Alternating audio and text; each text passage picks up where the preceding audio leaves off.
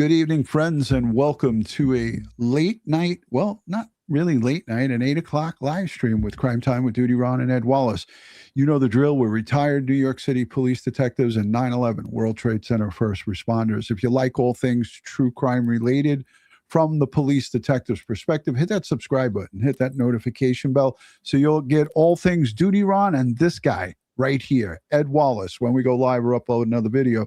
Hey, tonight it's day 75 in the Nancy Guthrie disappearance case. The FBI has now been, the evidence or materials have been sent over to the FBI for further analysis, and it's been breaking since this afternoon. Our good friend Brian Enton and several other news outlets have reported on it.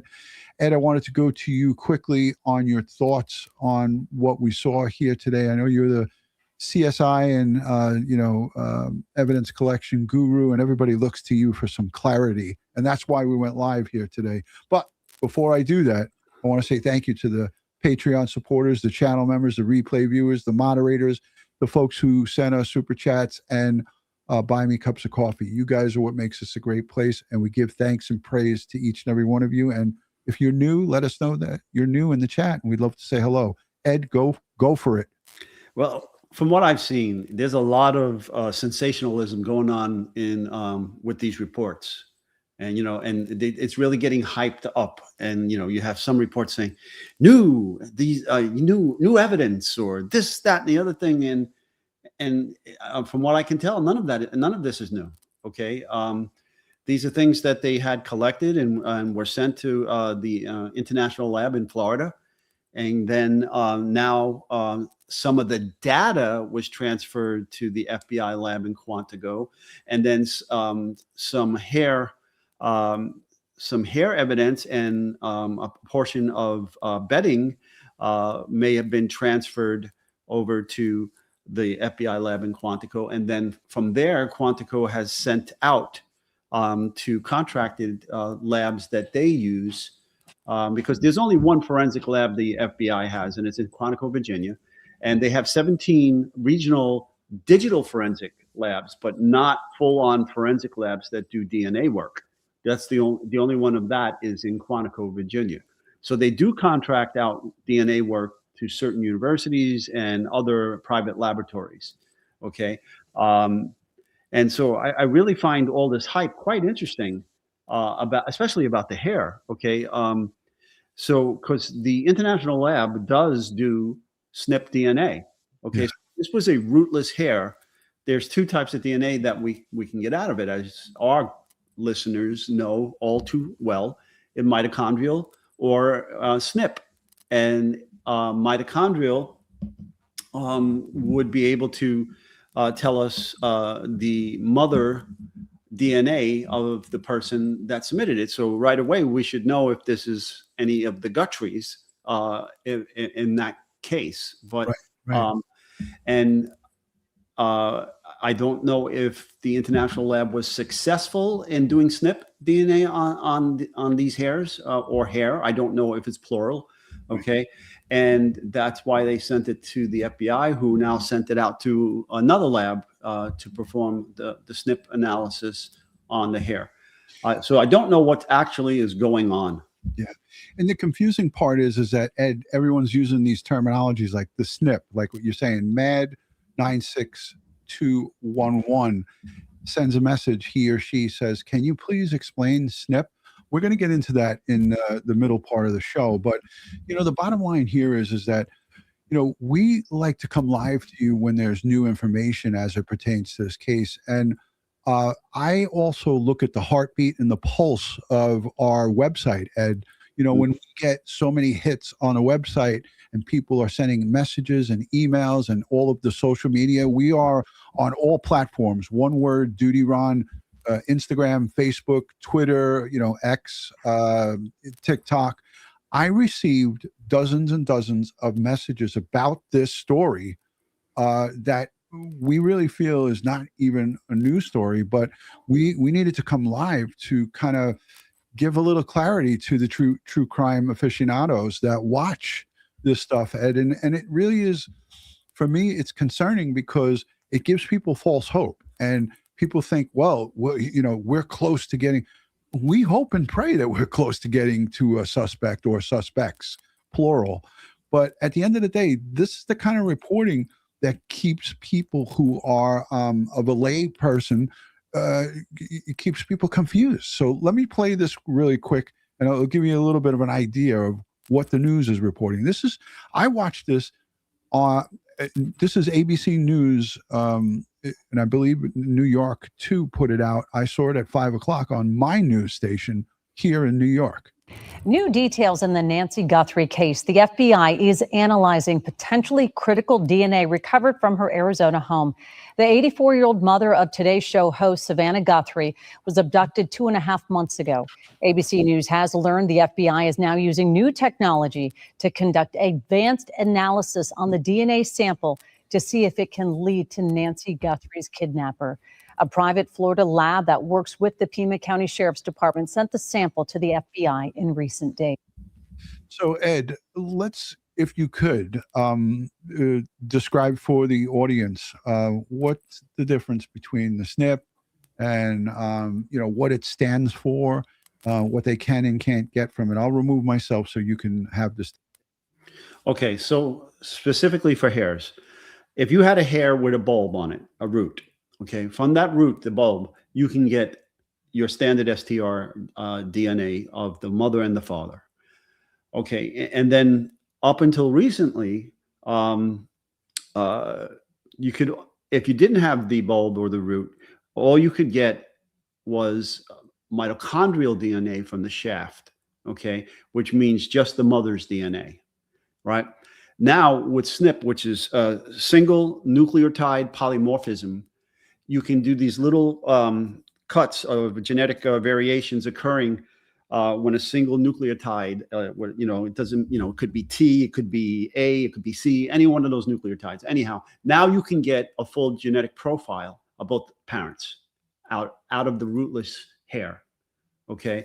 And it requires consuming a lot of the hair, if not all of it, to get to those SNPs and to get a profile.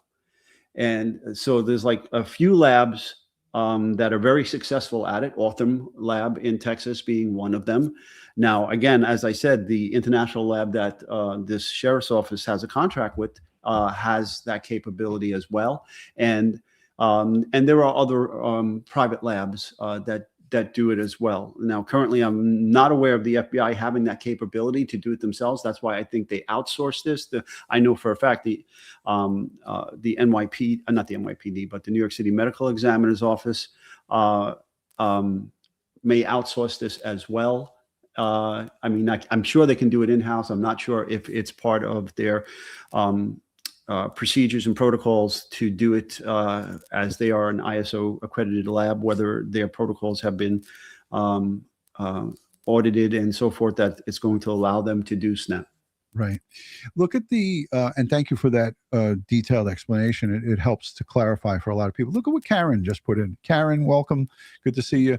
Brian Enton just added an episode and we spoke to CC Moore. What did we just spend the last 10 minutes doing, Ed? Yeah, we watched that and we're going to air a portion of it here. Yeah. Thank you, Karen. Love you. Karen Cole, also Legal Minded Friends in the UK, is here.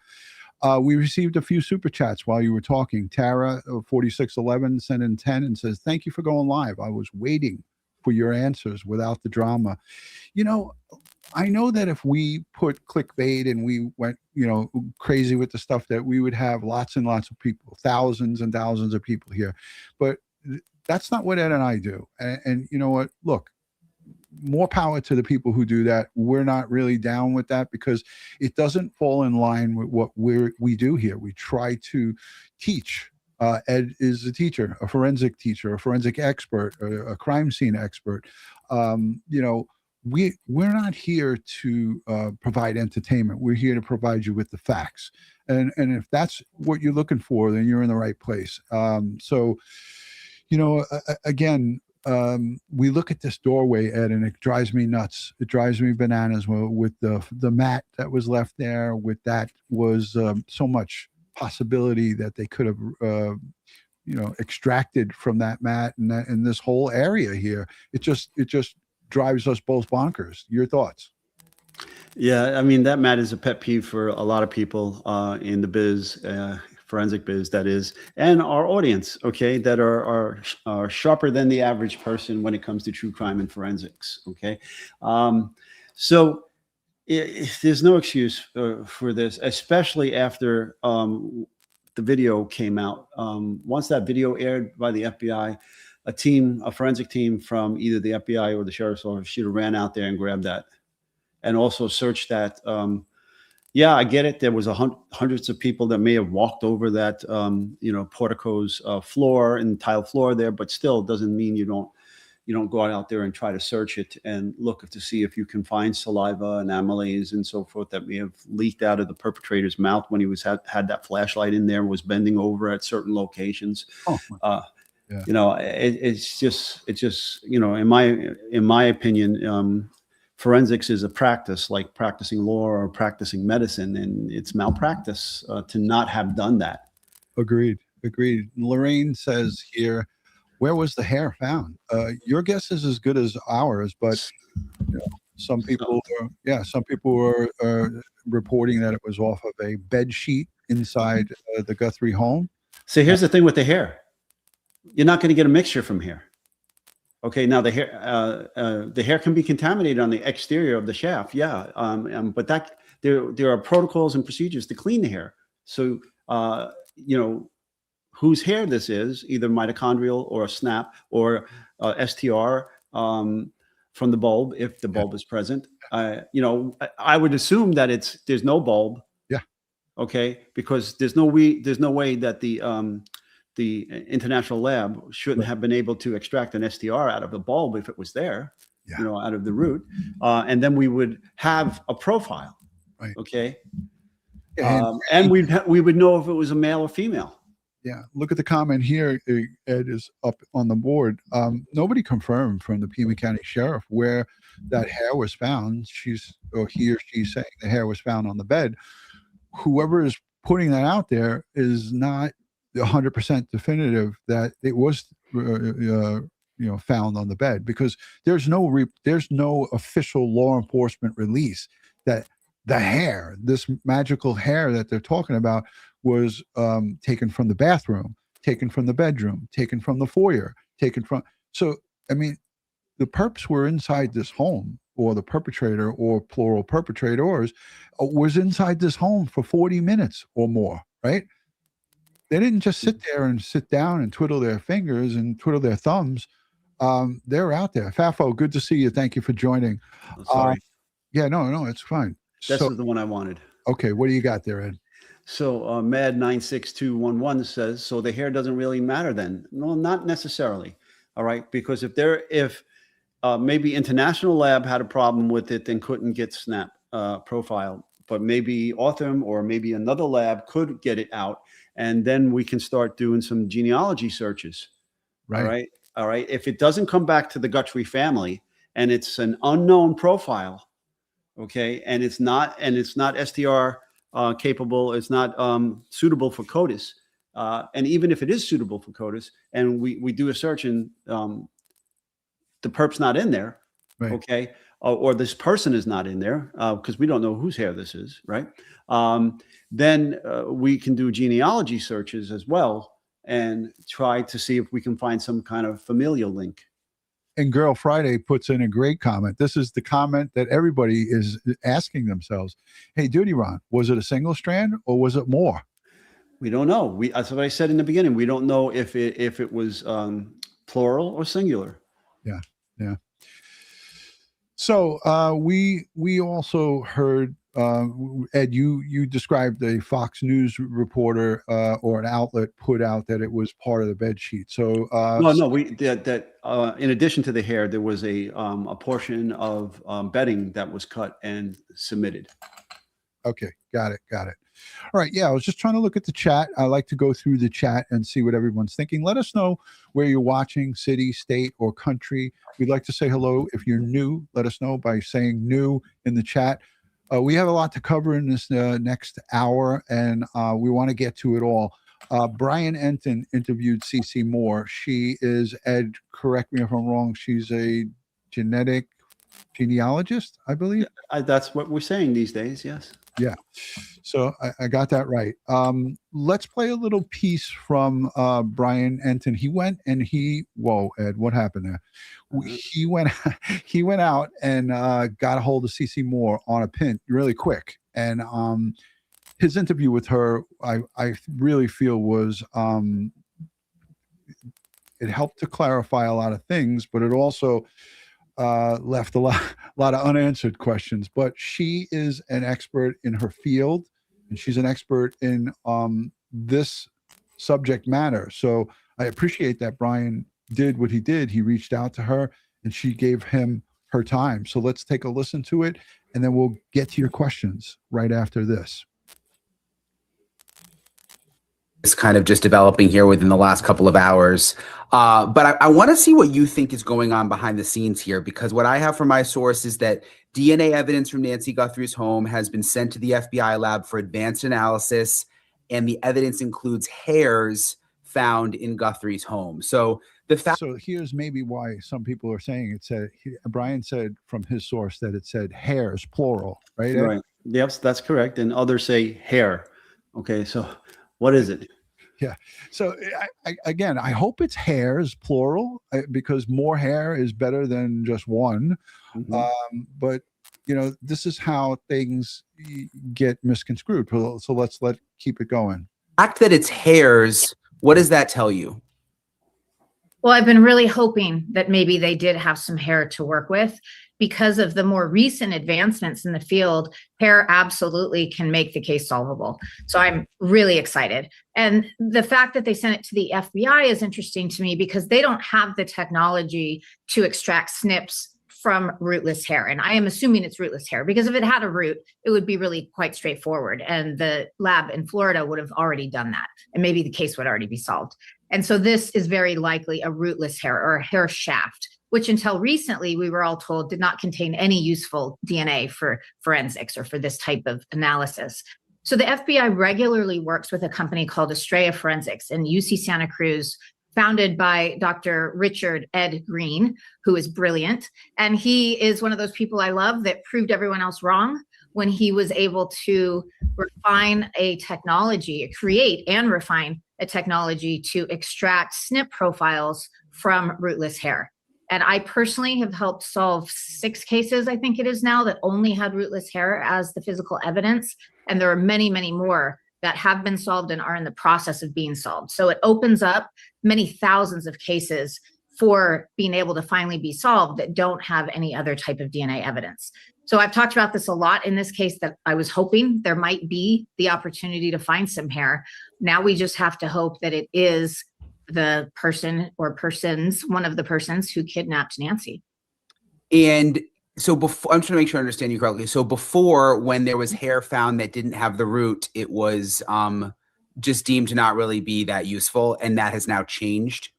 Yes, so you could get mitochondrial DNA from it only. Mitochondrial DNA can be good for helping to rule people out. It's not so good for ruling people in, because so many people share the same profile. And so it was kept in many of these cases, fortunately, but not analyzed, because there wasn't really anything to do with it genetically. Now, they might have looked at it to see if it was consistent with a suspect's hair or the victim's hair, for instance, but not any type of DNA analysis. So that's changed dramatically over the last couple of years or few years with Dr. Ed Green's innovation and his great team over at Estrella. And the FBI is regularly using them. They used them in the Gilgo Beach murder case. And that is one of the things that helped them zero in on Rex Heuermann. I think that was really great that she mentioned that, because that was a case that we just last week, just 7 days ago, we were on. Rex Heuermann pled guilty to the 7 murders of his victims, and also admitted to an 8th. But I thought it was key for her to mention that, because that was missed. A lot of people didn't talk about that. There was a lot of work, Ed, that was done through with partnerships with the state police, different various agencies, Nassau County Police, Suffolk County Sheriffs, all these different things. But it was good that Cece Moore mentioned that here, because that was some great work that was done on the serial killer Gilgo Beach, Rex Sherman. You flashed a you flashed a chat statement there about the fact that Nancy once had a dog in the house, and if it was a dog, several breeds of dogs do have hair, but most do not. Okay, but a simple microscopic analysis of the hair would tell you if it is canine related. That said, even if it is canine related, it doesn't mean it's from an investigative standpoint, not important, because the perp could have a dog. Okay, and the perp could have brought that hair, because hairs are known as trace transfer evidence, could have brought that hair on their outer clothing and then transferred that hair to the Guthrie's house. So that still can be important, a piece of evidence, even if it's not human and it is a canine hair. Right. Or canine fur. So whatever it is, the process, we're going to hear her discuss the process and how long it potentially could take. But this isn't something that we'll hear back about in a day or two or a week or two. This is a process that takes some time. So this isn't a quick fix to this. We hope and pray that it will be something that will give them something to go on. And you'll hear Cece Moore mention it here. So let's play the rest of this. We'll link the full interview in the description so you can go over to Brian Enton. I'm sure most of you already know. He's a great guy. He's a good friend of ours, and he's been covering his case like a champ from the beginning. And, he's doing a great job. Hasn't been a lot of talk on that, actually, but that was really important because they set a case precedent there when the judge allowed that to be entered, or was going to allow it to be in the evidence in the trial, which now isn't going to happen. So it's something that the FBI would have known immediately was very valuable. And I'm a little surprised it didn't go directly to Estrella, but it makes sense perhaps that it would go to the FBI and then to Estrella. They might have some processing they want to do first. And I don't want to be a Debbie Downer, but I'm just thinking about hair in someone's house. Like, isn't there a good chance this could be Nancy's hair, or this could be just a family member's hair, or anybody's hair that was in the house and maybe not the suspect? Absolutely. Yeah. I mean, it's again, kind of a Hail Mary, like we've talked about more recently in this case.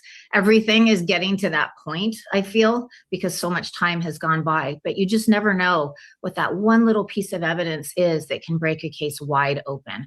So we can just hold out hope that this is going to be from an unknown male that they aren't able to trace to, being in that home for another reason.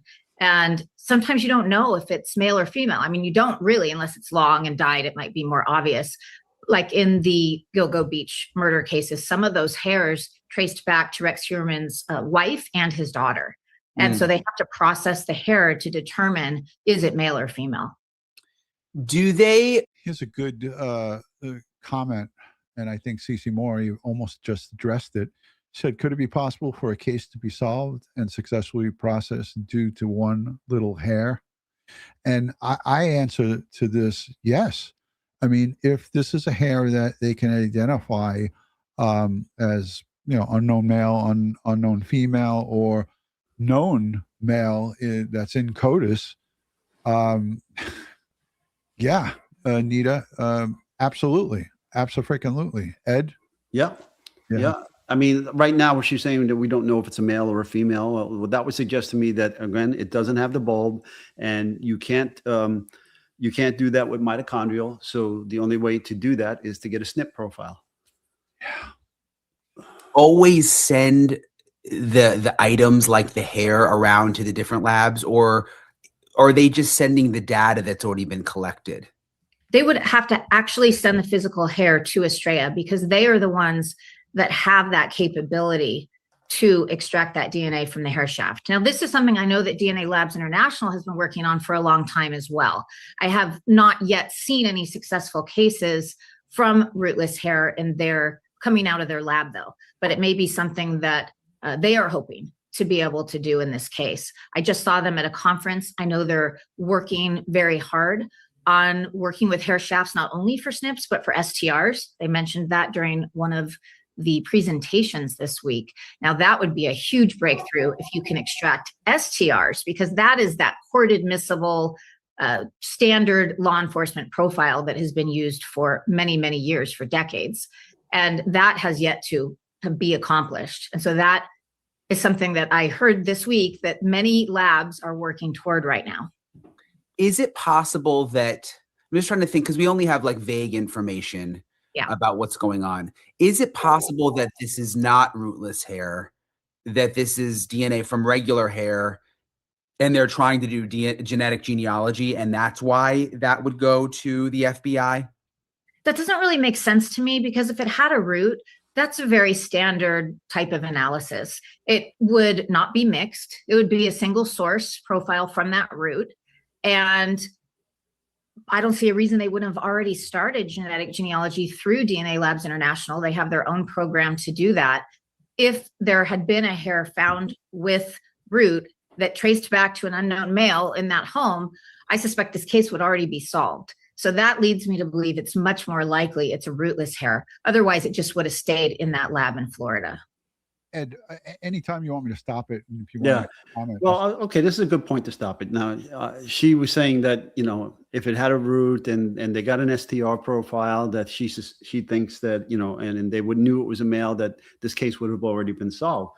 Not necessarily, okay? Because if this person is not in CODIS, has never been arrested, never been convicted, never did time, never gave up a DNA sample that's in any of our databases, and is a total unknown, and none of his extended family ever went and used any of the genetic ancestry, not ancestry.com, but any of the genetic family databases that allow law enforcement to go and search, then that's not necessarily the case. We wouldn't be able to find this individual until maybe a suspect, you know, was given up by somebody in a tip or something like that, and then we went out and got a warrant, or we got abandoned DNA from that suspect and got a genetic profile from the abandoned DNA or from the forcefully obtained DNA, and was able to get a match. Yeah.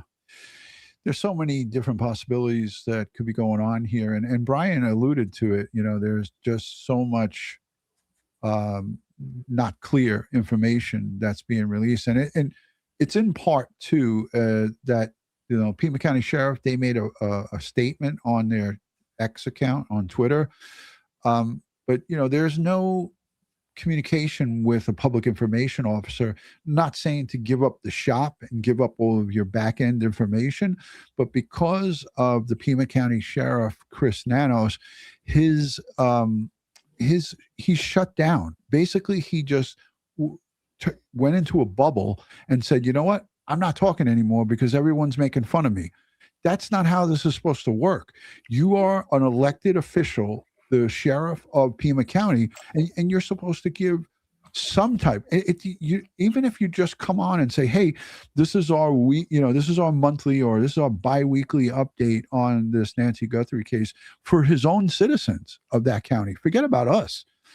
What about the people who reside there? And that's the crazy part, is that it leaves everybody to make up stories, or, you know, I'm not saying this is not a made up story, but it leaves everybody to speculate and to fill in the gaps for themselves. Correct. Yeah. With less than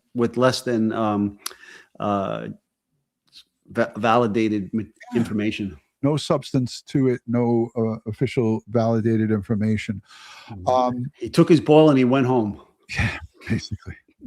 That's what it's like. It doesn't really make sense to me, because if it had a root, that's a very standard type of analysis. It would not be mixed. It would be a single source profile from that root.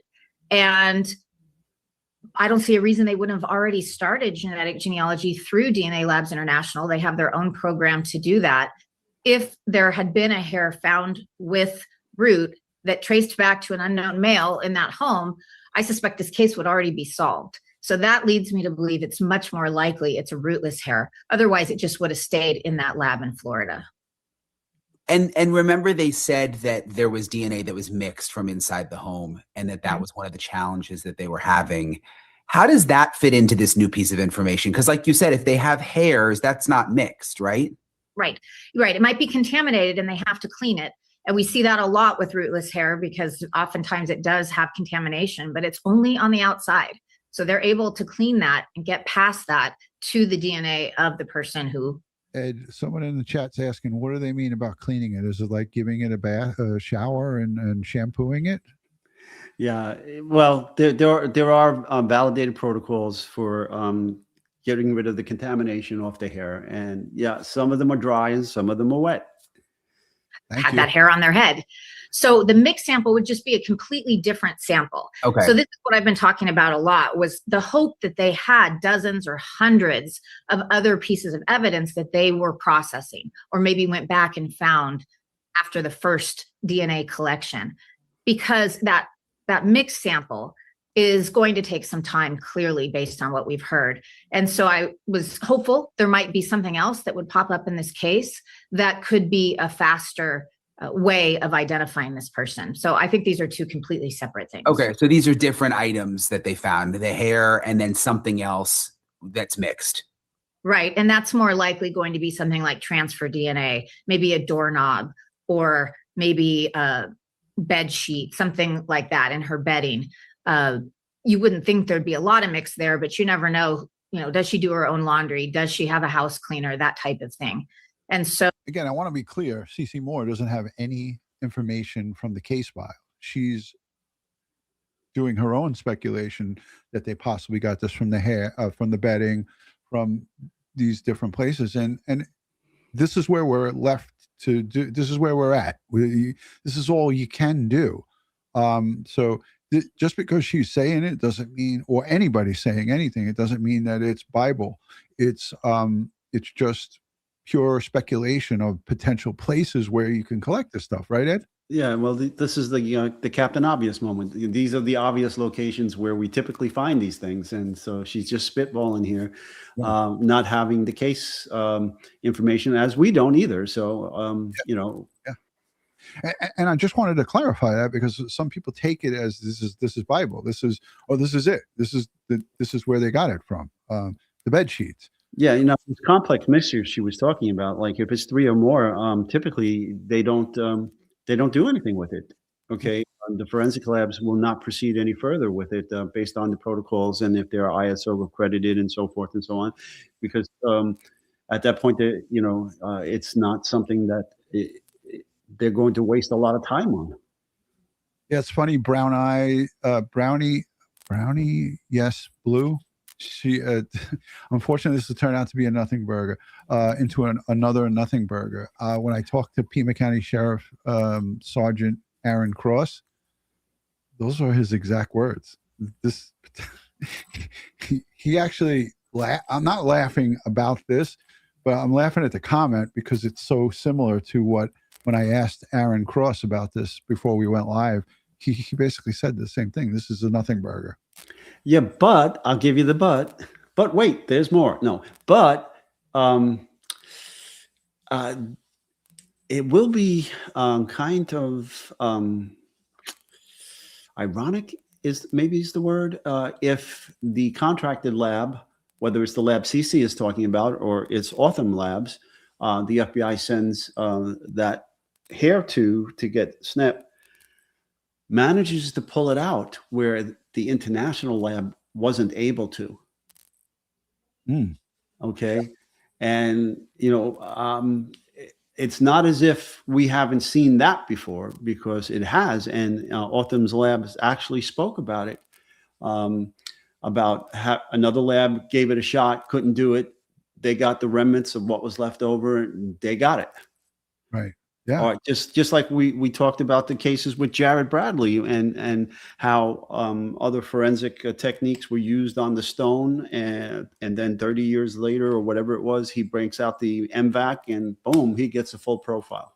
Yeah, yeah, and that's it's fascinating to see a 40-year-old case get solved through the MVAC. But yeah, thank you, Ron, for clarifying. This is speculation because we don't know. the facts, and it's the truth. The rootless hair. Otherwise, it just would have stayed in that lab in Florida. And remember, they said that there was DNA that was mixed from inside the home, and that was one of the challenges that they were having. How does that fit into this new piece of information? Because, like you said, if they have hairs, that's not mixed, right? Right. It might be contaminated, and they have to clean it. And we see that a lot with rootless hair because oftentimes it does have contamination, but it's only on the outside. So they're able to clean that and get past that to the DNA of the person who had that hair on their head.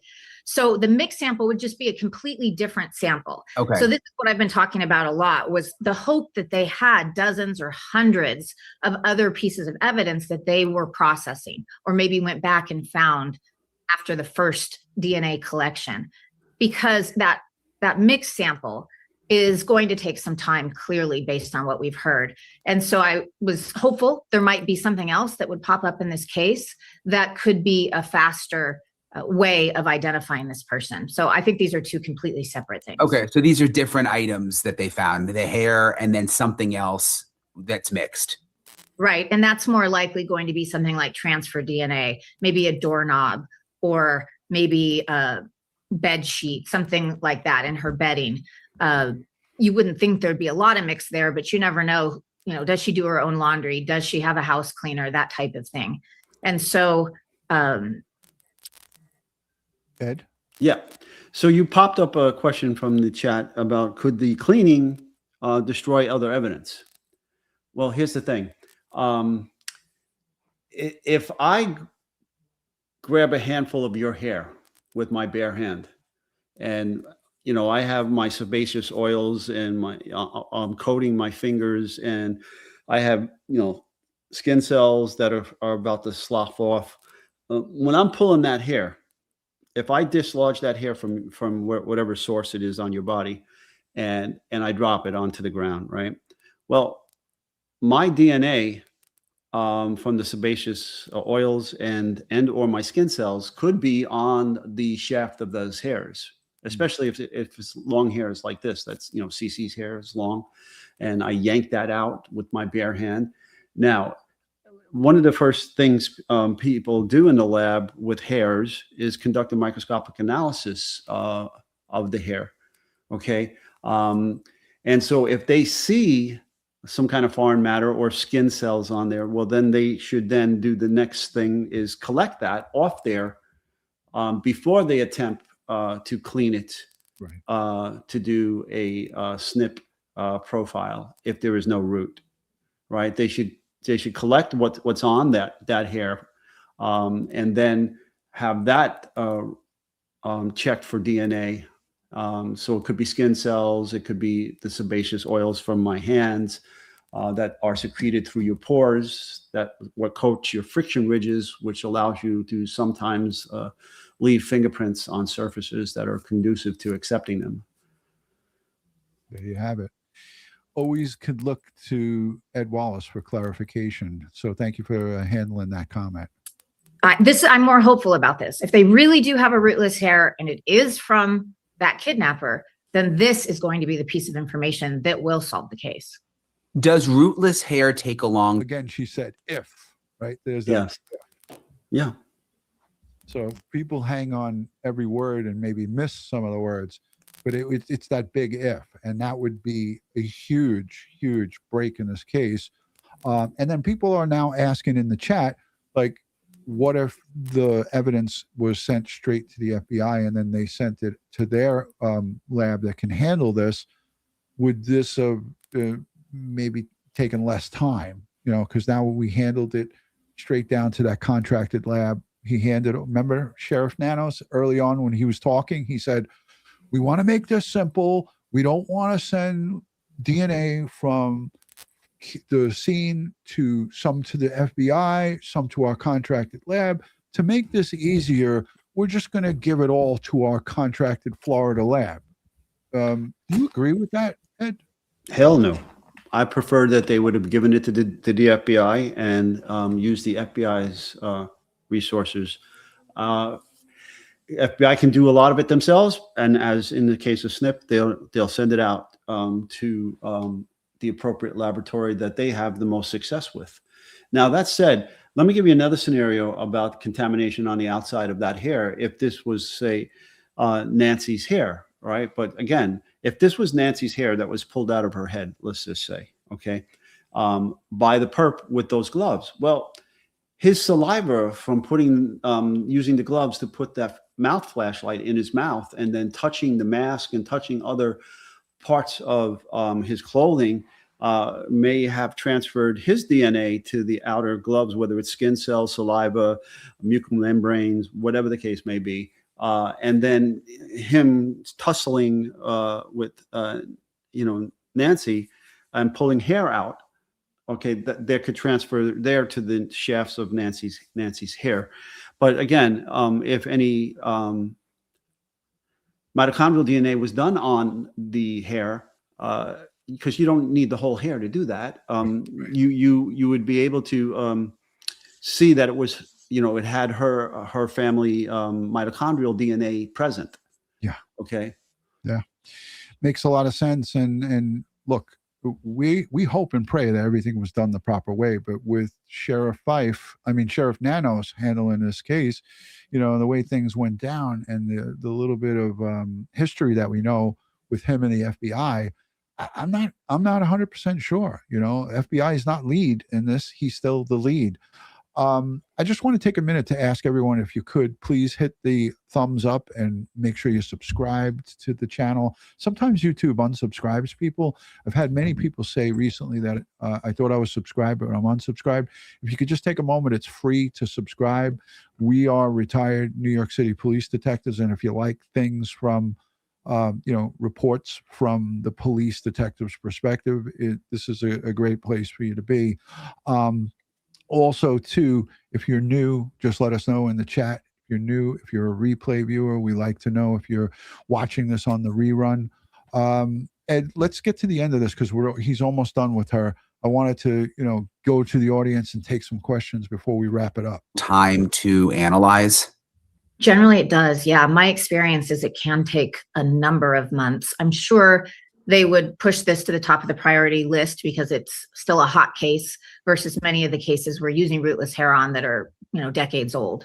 And so hopefully it will be quicker than my experience has been with it, but it can take many, many months. And sometimes it takes multiple tries. The first couple times they just don't get anything, or they don't get a viable profile or enough of the SNPs out of it. And they have to keep trying, and eventually they're able to do that. Who decides, like when we hear, okay, it went to Florida labs, now it's going to go to FBI, it might go to a couple of different labs too. Like is that the law enforcement agency making that decision? Yeah, it would typically be PEMA, but once the FBI becomes involved, things can really change. And so but if they're not the lead, Ed, but once they're given the evidence, once the FBI has the evidence, it's their call as to who they're going to use to do SNP. And we only found out today through leaked sources that the FBI got that evidence today. Yeah, from the international lab. Day 75. Yeah. So apparently the international lab wasn't successful. Right. Depends who is in charge of this piece of evidence. If it's the FBI, I think it's very likely it will go to Estrella because they work with them so successfully and so often. If it is up to Pima County, it may go back to DNA Labs International to try to extract that SNP profile from the rootless hair. No. And maybe even they're working on trying to get an STR profile out of it. But overall, this to you is positive? It's really exciting, actually. I mean, I don't want to get everyone's hopes up too much because we've hit so many brick walls here, but it's the first positive thing I've heard for a while. So let's just keep all our fingers crossed that this isn't from a known visitor to her home or one of the family members or Nancy herself. And it really could help push the case. So a couple of people in the chat are talking about the MVAC. That's still, people still have questions about it. Elizabeth, thank you for being here. First time catching a live. Thank you for always watching the replays. We appreciate you. Ed, we had Jared Bradley, the owner of MVAC, and I talked to him today. Actually, he sent me a message today. He, was asking me if there was anything new, and he's invested in this case. He said to us that he pitched Pima County in 1982. I think he said That was the year I graduated high school. But he said they went and pitched Pima County the MVAC way back in the day, and they declined to take it. But he also said that if they wanted an MVAC, that he would have driven from Utah to Arizona and hand delivered or shipped the MVAC to them to use, which is amazing. You know? And he's done that in a few other cases too. So, he's good that way. But people are sometimes afraid to use new technology or new technology to them. It's proven technology. It's been used in numerous high-profile cases, as we've known. It's solved many 30, 40-year-old crime scenes, Right. So, what can you say? I'd rather use it and then, the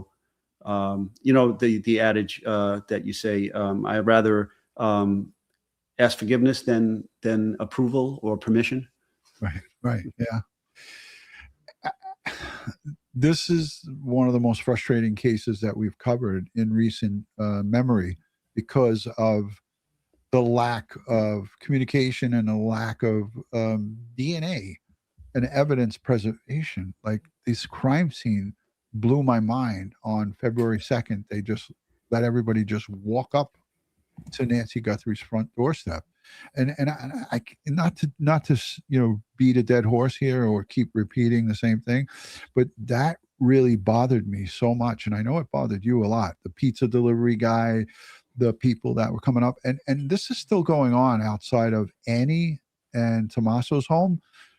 There's people outside there, and according to Aaron Cross and the Pima County Sheriff's Department, they've had to beef up patrols just to keep people from trespassing and keep people off of properties or being disorderly and so forth. So I haven't been following the folks who are doing that, but that we see that so often in some of these cases. But let's go to the chat, Ed. I mean, we have close to 2,000 people watching this live stream, and hashtag Ed, hashtag DutyRon if you have any questions that you might want answered. And here's Just Nita sending in $100 super chat. She says, love all the information on and the no BS on your site. Thank you for the knowledge. We have great guests. Thank you, Nita, so much for the generous super chat. Yeah, thank you very much. Yes. All right, so let's look at the chat. Joey Brooklyn's in the house. Hey, Joey. I did get a shot in my back, for some relief. I know your dad gets those too, but it's funny because I got my pain management doctor at Sloan Kettering. It really hurt me bad. Like, it was the worst that I've ever had. And I think this is like my fourth shot getting the pain shots. And he called me today out of nowhere. He called me from his cell phone. He was like, hey, Ron, I just wanted to check in with you. The steroids in that shot should start kicking in over the weekend. I hope you're okay.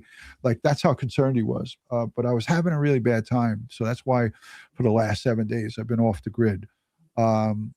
Just a lot of pain in the back. Bloom with a Smile. What a great screen name. New subscriber. I enjoy watching your channel. I'm from Billy.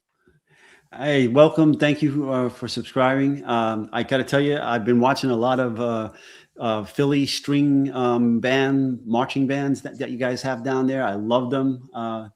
They put on a great show at those parades and so forth. Really interesting, folks. If you've never seen the Philadelphia string bands, the marching string bands, they got a bunch of banjos and a bunch of saxophones and basses and so forth, and they put on a good show. Yeah, cool. We'll have to check that out.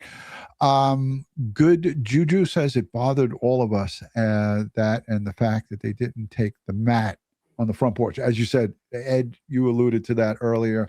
So there was a little thing there, about the tent that was put up later by, I think it was the FBI actually. That was for photogrammetry.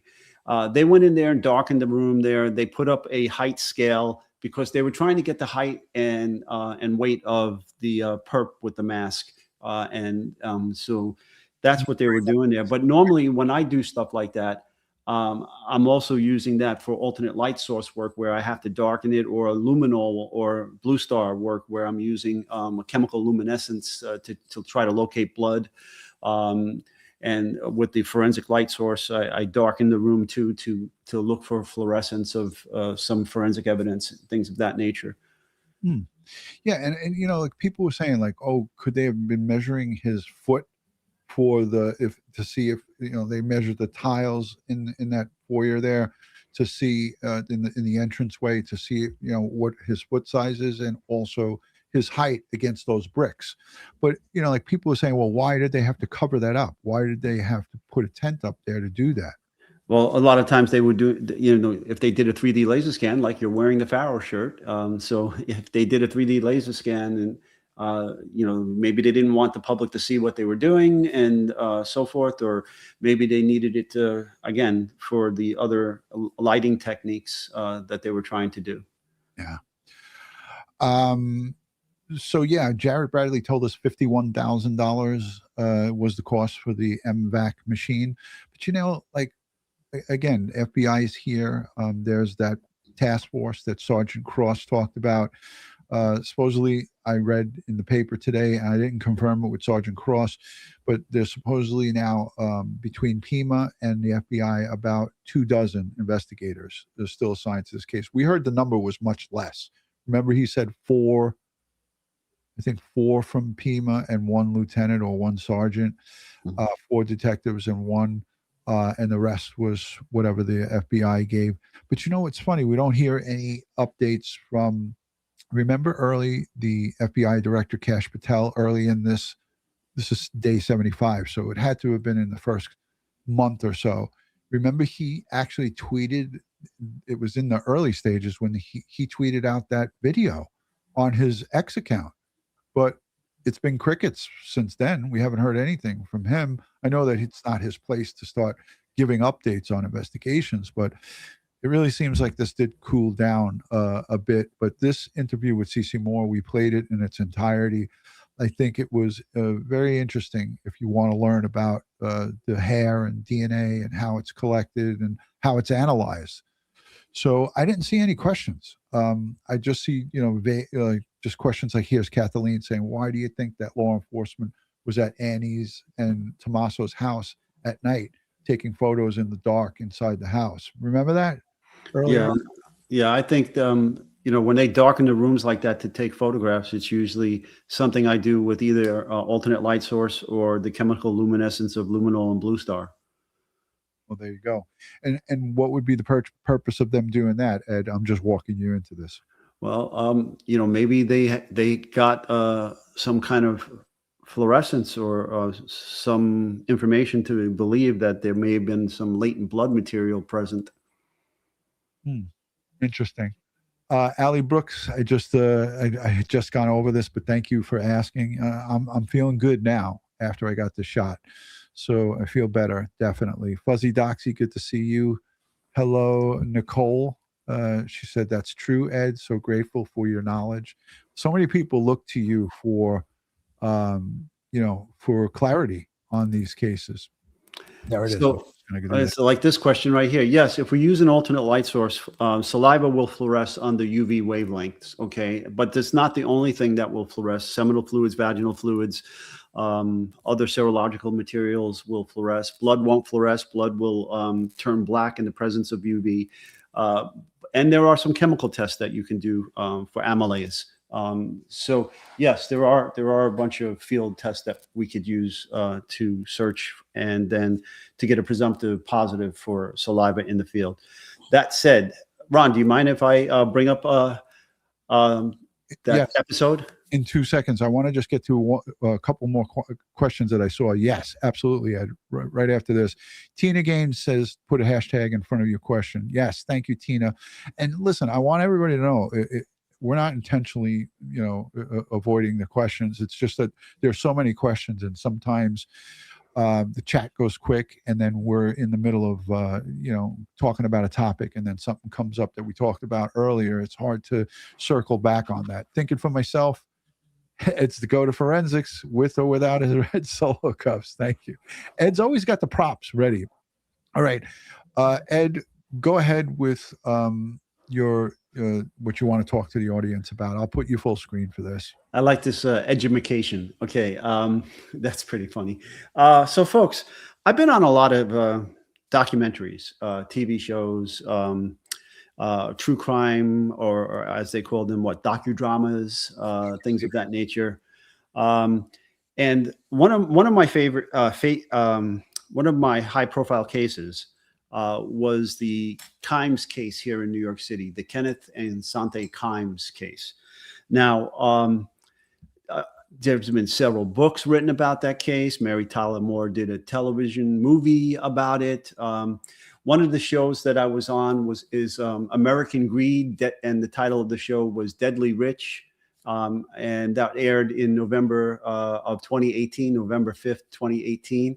And I was interviewed on that because I did a lot of great work on that particular case and was credited with gathering a lot of great evidence from the suspect's vehicle. The mother and son Coronado Lincoln Town Car contained all their worldly possessions, because these were basically nomad gypsies, traveling all over the country, scamming people out of their property and then killing them.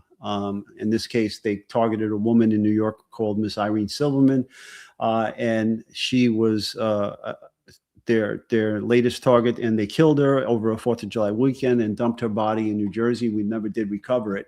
But I gathered most of, if not most of, the critical pieces of the evidence that linked the mother and son to the murder and the theft of her mansion, as well as another victim of theirs, David Kasdan, who was killed in Los Angeles and dumped in a dumpster outside LAX for his property as well. Okay, so several people did a show on it, and I was contacted by another company that was going to do a show on it, and they have a Netflix series. You might have seen it, Homicide New York. Okay. And I was contacted by them when they were going into production, and they were doing a story on the Kimes case. Okay. And they contacted me, and they had set up and scheduled a meeting for me to come into Manhattan to film me and about the case and my involvement in the case and the evidence I collected and all this stuff. And then somehow, one way or another, like a week out before I was scheduled to go out to Manhattan to film for this, I called up to confirm everything, and they said, there's going to be a delay in the production, and we're not going to do this at this time. We'll get back to you. Okay, so they never did get back to me about this, and they ended up doing the episode. And so somebody told me about it, and I had not known that they did the episode. So I went on to Netflix, and I watched the episode. And I got a little upset because they had a detective from the precinct squad basically being interviewed about my work. And I was a little disturbed by, we did this and we did that and us. He was using terms like we and us. And I said, oh, there was no we. You weren't there. It was me and my partner. Right. And then he gave misinformation about how long I was there. He didn't say, well, the crime scene guys were there. He said, well, we were there for 8 hours. No, we were not there for 8 hours. I was there with my partner. You weren't there. I was there for 36 straight hours. And that's documented, processing this vehicle, taking it all apart. Okay.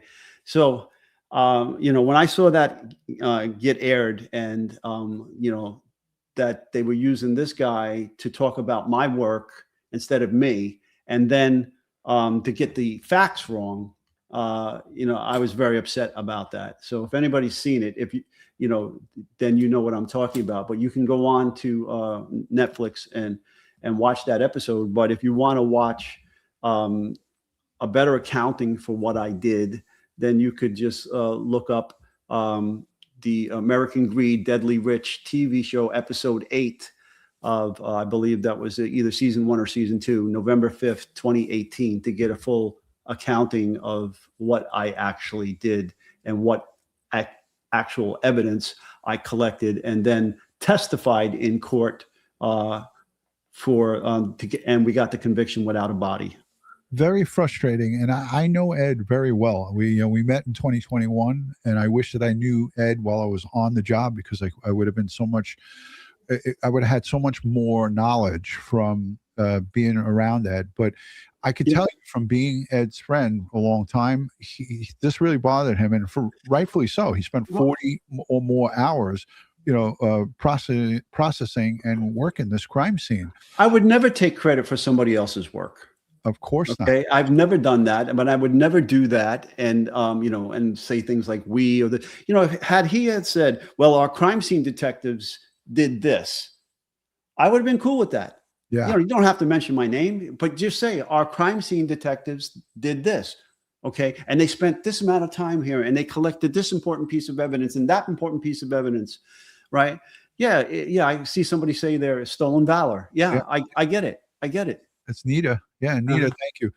And look, everybody knows that Ed puts his everything into these cases that he has processed, and over 2,500 crime scenes over the course of his career, and probably a lot more that he had testified to, and also was expert witness in for the state, for the defense, and so forth. And Ed puts prosecution.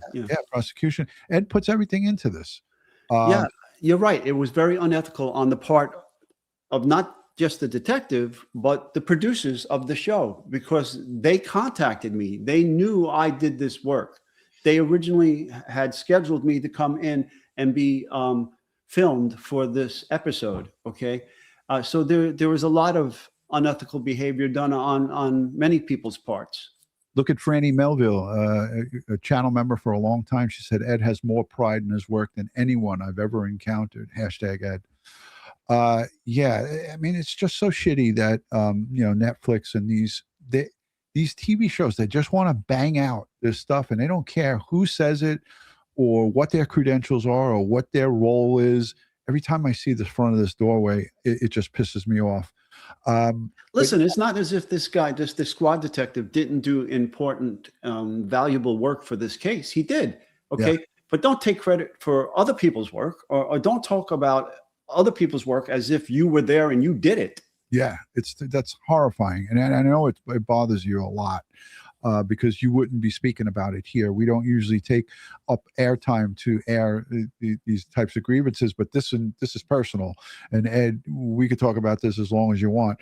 At DutyRon, thanks to you and Ed for coming on tonight. You two are my go-to on this case. Wow. Well, we do appreciate that. And thank you for being a channel member, and thank you for being here and trusting us for your true crime truths. We don't like to embellish or, make something sound better than what it is. So, and that we don't, it doesn't matter how long it takes us to get the information out. We'll take the time to explain it to you. And we also answer comments in the comment section. We get to as many of them as we can. A lot of people just do the shows and then they're done with it. They don't really pay attention to the comments. It's a great way for you to have a continued conversation with myself and Ed, is by leaving us a comment. We love the replay viewers. We love to have a continued conversation. So I'm scanning quickly. Okay, Ed, you see something? Well, True Crime Jay just wrote, I just watched it, Ed. So wish you were on it. I would have fallen off my chair. Thank you for your hard work. Well, all those crime scene photographs you saw of the evidence that came out of the car, I took them. Yeah. Okay. Yeah. They used my photographs, but not me. That's so shitty. I have this to say to the producers of Netflix. Pardon my French, but you're an asshole. It's not cool. Again, a look at the front of Nancy Guthrie's home on day 75. And this NBC coverage, again, was what we were talking about here for the last hour, as it pertains to the FBI analyzing the DNA that's already been, this isn't new, but they're analyzing DNA from Nancy Guthrie's home. And that is the firestorm that has been whipping up tonight since about 4 o'clock Eastern time. But we want to thank our friend Brian Enton for interviewing CeCe Moore on his channel. He went and did that really quick. I want to thank everyone for supporting Ed Wallace in all of that he does. You know, he's been on many, many different, like you said, docuseries, true crime shows. He's been on Law and Crime and so many different things. Ed is definitely the one. He's the man. So thank you, Ed. And I'm sorry that happened to you. It's really shitty, but it is what it is, you know? All right. A lot of people are poo-pooing Netflix. A lot of people watch this, Ed. I'm surprised at how many people in the chat know of this case and actually have watched the story. So interesting. All right, let's wrap it up. Ed, I want to thank you for taking out the time and everybody for watching and for positively engaging with us. We really appreciate you guys, because without our live audience, we'd be nothing. We're almost at 700. Wow. Almost at 700,000 subscribers, Ed. Is that possible? What's going on? Almost 700,000. Yeah, keep getting the word out there, folks. Thank you so much for your support and spreading the word about us. Yeah, we're approaching 700,000 subscribers. Damn. You know, Joey Brooklyn, he's in the chat here. Here he is, Joey Brooklyn. He is responsible for me being here because we were on a different app that was closing down, and Joey was like, DutyRon, let's go to YouTube where the big leagues, where the big boys play and girls. And I was like, nah, Joe, I'm just going to ride this out. And Joey Brooklyn really pushed me to come here. So I want to thank him for his years of friendship and being our lead moderator. And if it wasn't for Joey Brooklyn, we wouldn't be here. So everyone go over and subscribe to Joey Brooklyn and give him some thanks. Amanda just said, I just got chills. Kudos to your work. Yeah, she was listening to your story, Ed. Thank you, man. So here, PJC, member for 25 months, says, I've been following you since Periscope. And that's the app that I was referring to, Ed. Mm-hmm. It was the Twitter Live app. And Joey Brooklyn he pushed me. He sometimes, you know how you need that little push from somebody? And he pushed me and said, you will be good on YouTube. You will do a lot of good there. And Joey Brooklyn, he's the man. So thank you. Everybody's giving him accolades, as everybody should. We have a lot of things to catch up on. Rex Heuermann, he's going to be sentenced in June. We're going to cover that. There's a couple of cases, that cruise ship murder, the husband who is locked up for kicking his wife off the boat in the Bahamas. There's a lot of forensics that we're going to possibly get into. If you want to see those kind of shows, let us know in the comment section or in the chat here. Ed, I know you could probably do. Well, that husband was locked up briefly, but he was released and he's back here in the United States. And so they haven't been able to link him to actually throwing the wife overboard. Right. But again, right. It's still under investigation and the Coast Guard is involved.